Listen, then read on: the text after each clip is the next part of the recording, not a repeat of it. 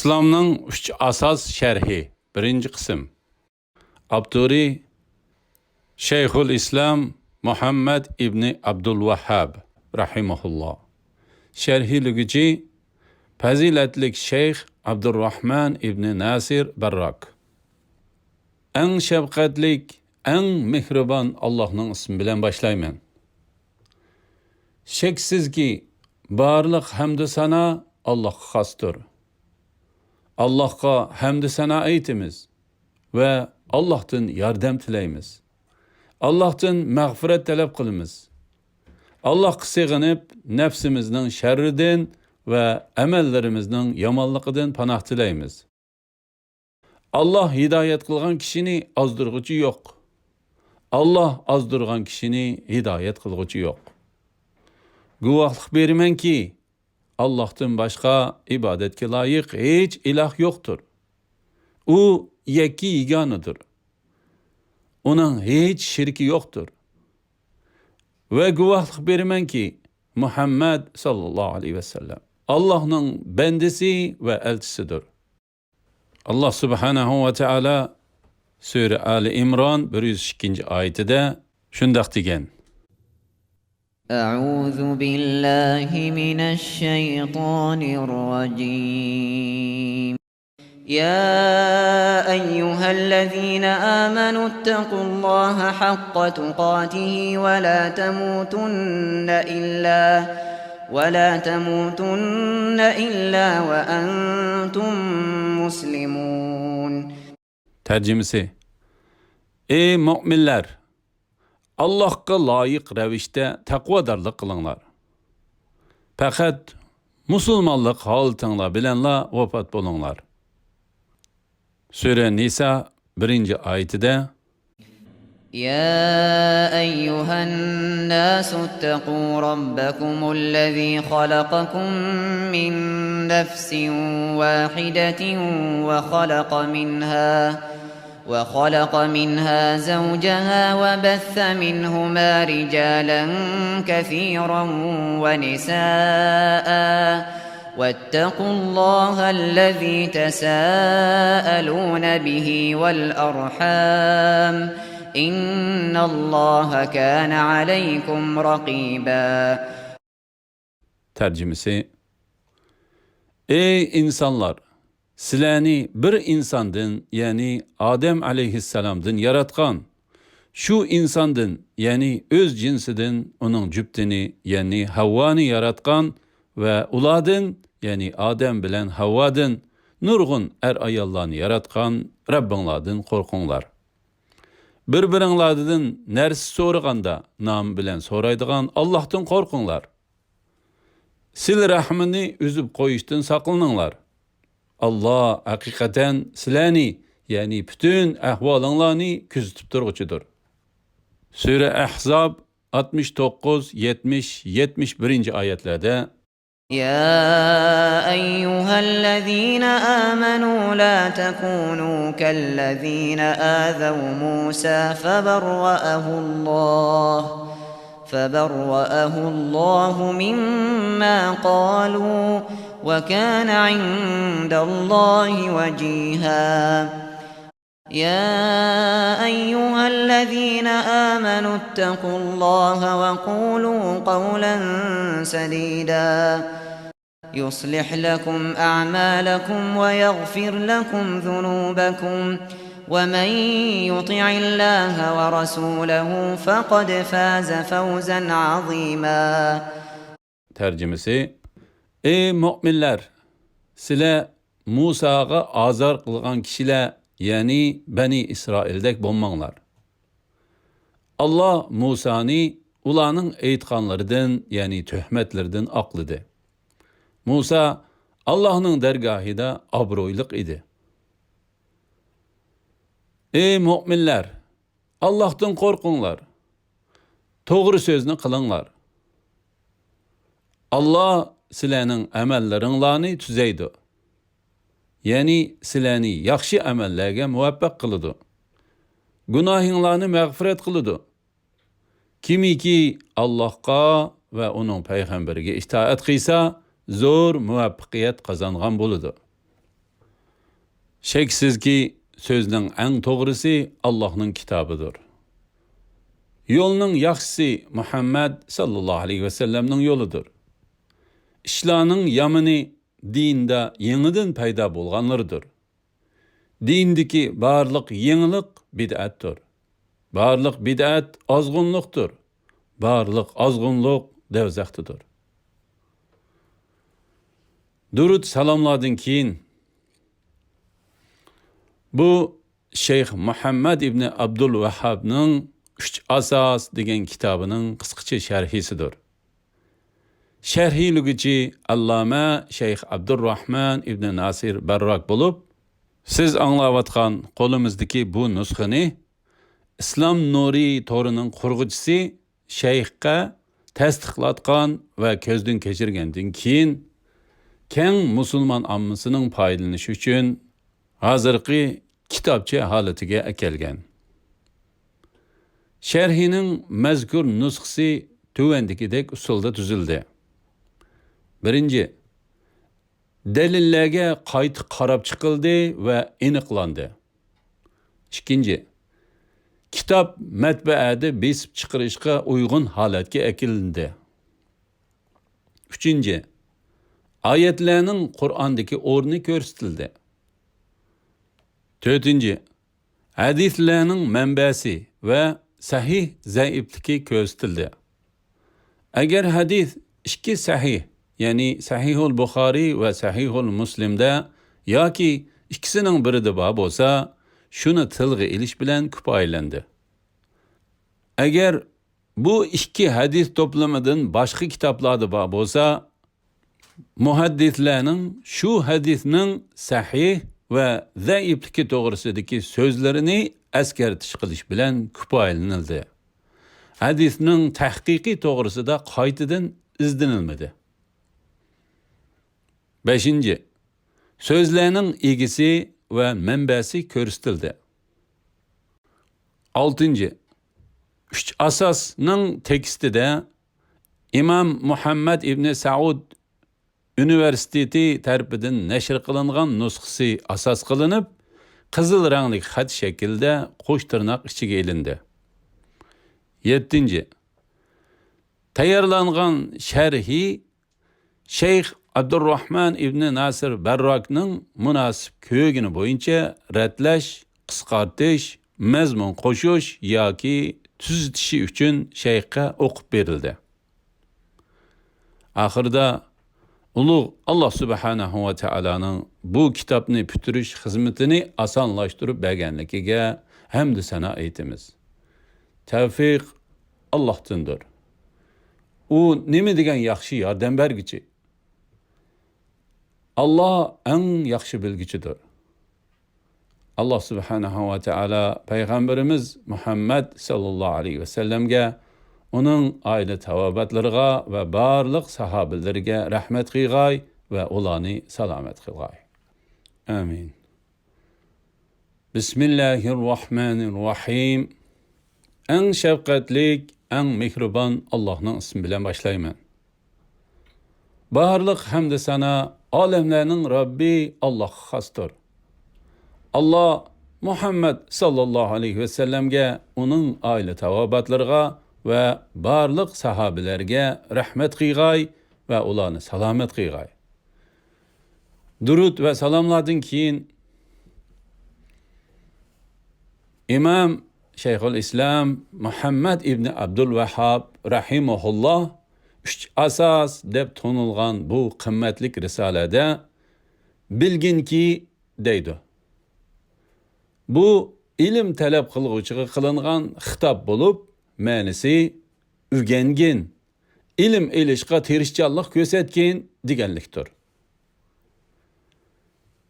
Shayxning Allah sana yordam qilgay degan so'zi shayxning ilim talab qilguvchilar uchun duo qilish orqali ularga kuyinganligidir. Allah kimga rahim qilsa, u kishi qutuladi, baxtli bo'ladi va dunyo oxiratda yaxshilikqa noil bo'ladi. Shayxning 4 narsani o'rganish biz uchun shaksiz vaciptir degan so'zining ma'nosi bizning 4 masalani tonishimiz vacip bo'ladi. Birinci, ilim. İlimning her bir mukallaf, izohat, mukallaf öz qilmishlari haqida shar'iy javobgarlikni ustiga elish shartini hozirlig'ichi. Masalan, balog'atga yetmagan bolalar, aqldan adashqichi, uyqudagi odam qatorliqlar shariatda mukallaf hisoblanmaydi. Izohat tugidi. İlimning her bir mukallaf uchun farz ayn bo'ladiganlari bor va umumiy musulmon ommasi uchun farz kifoya bo'ladiganlari bor. U Allah'ni tonish, ya'ni Allah'ni o'zining ism sifatlari bilan tonish. Allah'ning payg'ambarini tonish, ya'ni Muhammed sallallahu aleyhi ve sellem'ni tonuştur. İslam dinini deliller bilen tonuştur. Bu tonuş üç türlüktür. Bu haktaki 3 asasını Şeyh aldığımızda umum yüzlük ve tefsili bayan kılıdı. İkinci, şu ilimge emel kılış. Çünkü bu yani amel qilish ilmni o'rganishdagi maqsaddir. Maqsad nuqul holda kallada tushuncha hosil qilish emas, balki shar'iy bilishdir. Ya'ni iymon va solih amalni vujudga keltirishdir. Amalsiz bilim o'zining egisi uchun baloyi afat va ziyniga hujjat bo'ladi. Buningdan Allah subhanahu wa ta'ala sığınıp panah dileymiz. Üçüncü, şu ilimgi çağırış, yani davet kılış. Eğer insan tirişip ilimge erişse ve onunla amel kıysa, o insanın yine şu ilimni başkalarına öğütüşü, şu ilimge davet kılışı, yaxşılıkka buyurup yamanlıktan tosuşu, şu ilim arqılıq başqalarına mənfəət yetkizişi kerak boludu. Çünki bu peyğəmbərlərinin və ulağa əgəşkiçilərinin vəzifəsidir. Dördüncü, şu jarayanda yetken ərziyetke səbir qilish. Kişilərni haqqa dəvət qıyğan və ularni yaxşılıqqa buyurup, ular adətlenib qalğan yaman işlardan tosqan kişi ulardan söz ve harekette erziyetke uçraydı. Ani şu çağda o kişinin bu erziyetlerge sabır kılışı zörür boludu. Şuningdek Allah subhanahu wa ta'ala Sure An'am 34. ayetida o'zining payg'ambariga mundaq degan. Tarjimasi: Sendin burun o'tgan payg'ambarlarmu inkar qilindi. Ular inkar qilinganligiga va o'zlariga yetgan aziyatlarga sabr qildi. Axir ular bizning yordamimizga erishdi. Allohning so'zlarini har qanday odam o'zgartirolmaydi. Shubhisizki payg'ambarlarning qissalari sana nozil bo'ldi.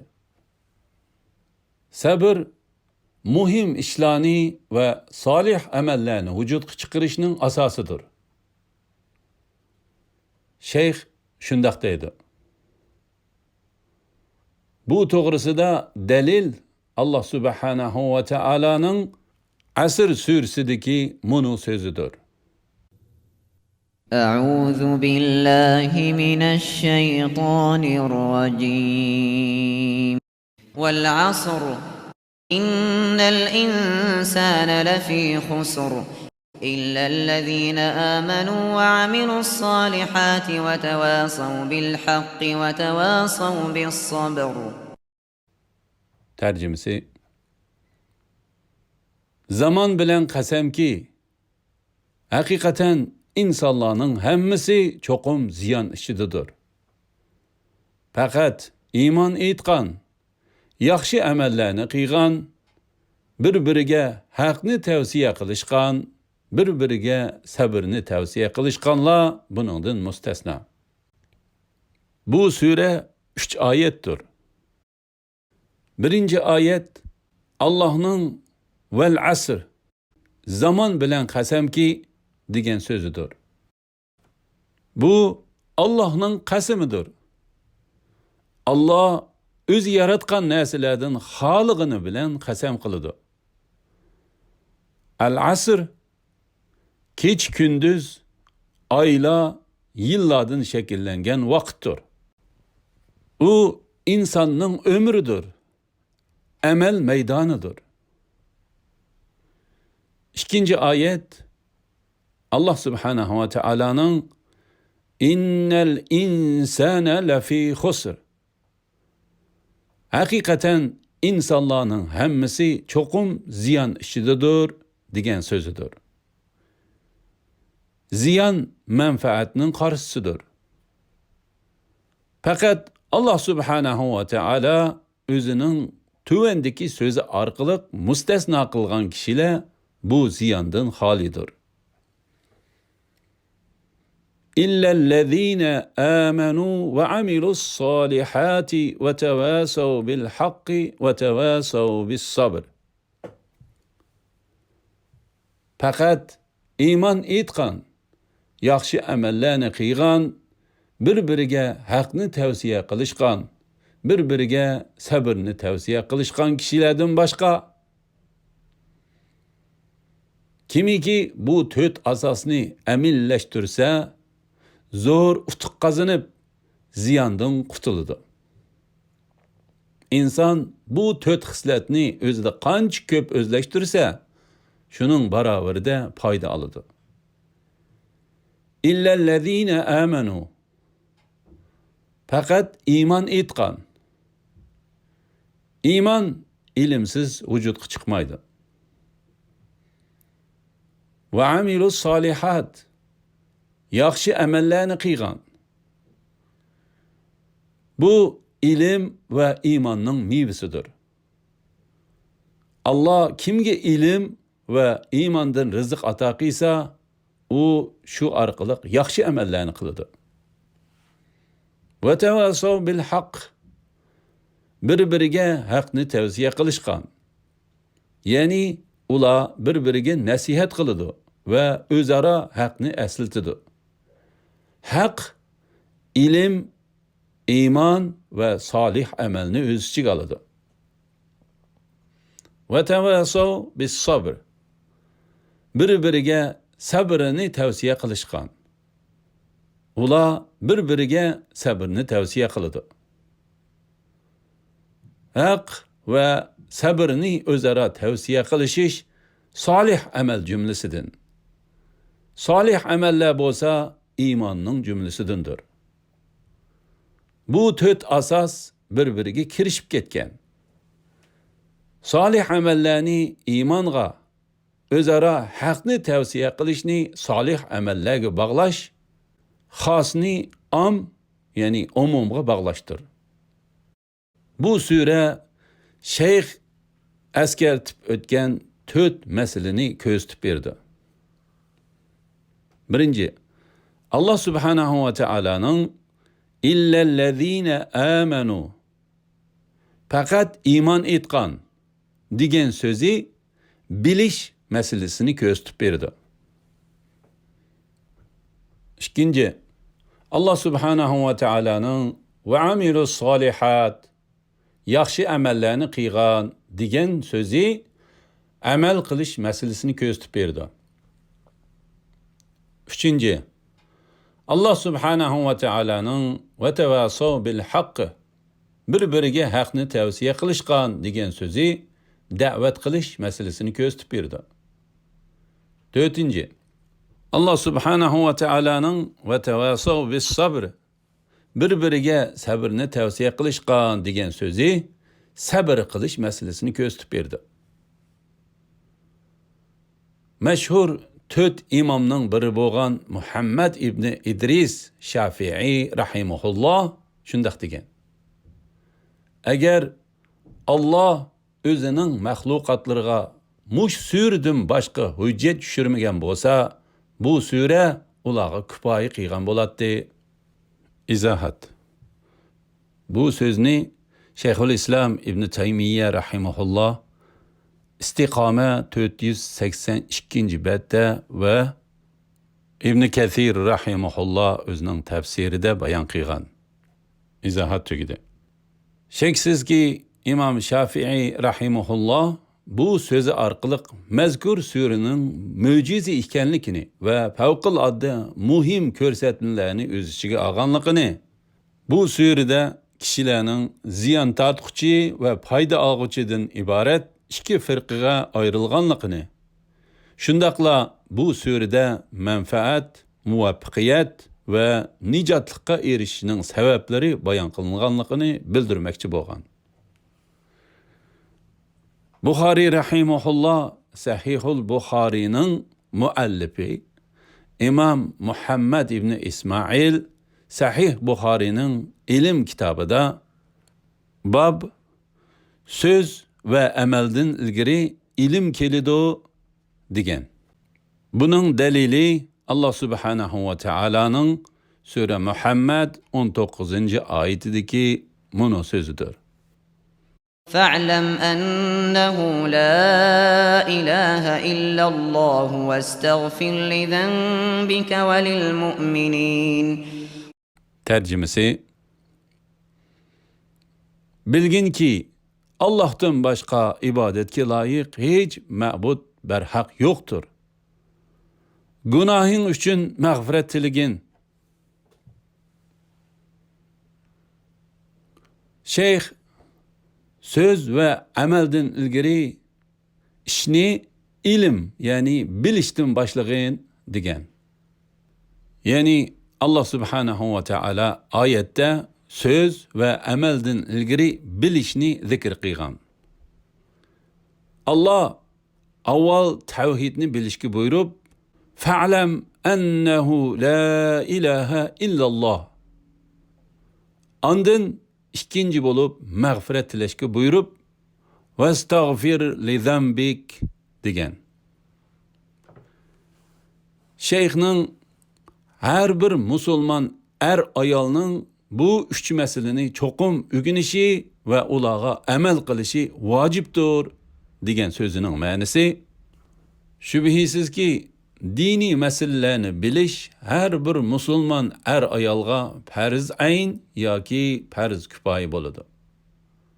Bu haqda Allah subhanahu ve taala Sura Nahl 97-oyatida shundoq degan. من عمل صالحا من ذكر أو أنثى وهو مؤمن فلنحيينه حياة طيبة ولنجزينهم أجرهم بأحسن ما كانوا يعملون. Tercümesi: ayol mu'minlardan kimiki yaxshi amal qiladi ekan, biz uni albatta dunyoning qanoatchanlik, halol rizq va yaxshi amallarga muvaffaq qilib obdan yashitimiz. Ularga albatta qilgan amalidan mu yaxshiroq savob beramiz. Alhamdulillah, yuqorida Shayxul Islom Muhammad ibn Abdulvahhab rahimahullahning islomdagi 3 asos risolasiga fazilatlik Shayx Abdurrahman ibn Nasir Barrakning bergan sharhisining birinchi qismini angladinglar. Oxirini keyin qitimliq o'qishimizda davomlashtiramiz inshaalloh. Sallallohu ala Muhammad va ala alihi va sahbihi ajma'in. Assalomu alaykum va rahmatullohi va barakatuh.